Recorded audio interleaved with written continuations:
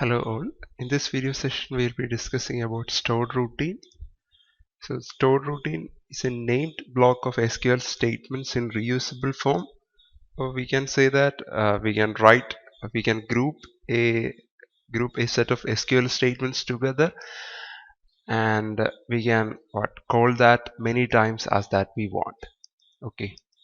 So this store routine is similar to our functions that we learned in C programming language, and whenever we want to write a store routine, we'll be writing it inside a specific database. Okay, so if the store routine is related to, let's say, handling tables of hospital database, then we'll be writing these store routines inside that hospital database.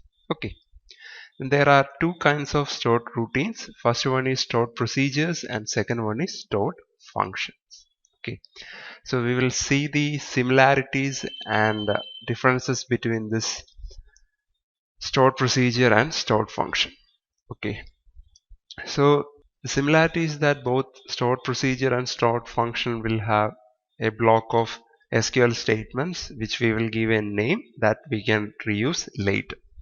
Okay, and the differences are that stored function must produce a return value while stored procedures don't have to.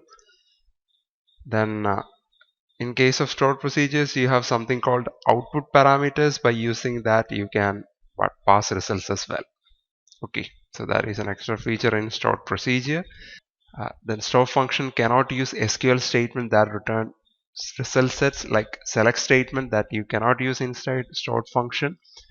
And stored function cannot use SQL statements that perform transactional commits or callbacks. And in case of store functions, store functions are called with a select statement, whereas the stored procedures are called with call statement. Okay, so these are the main differences between stored procedure and stored function.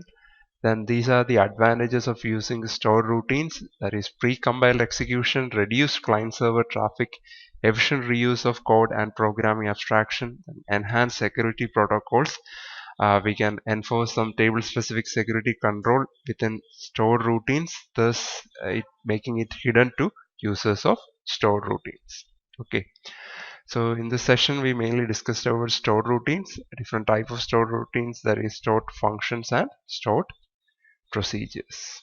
Okay, thank you.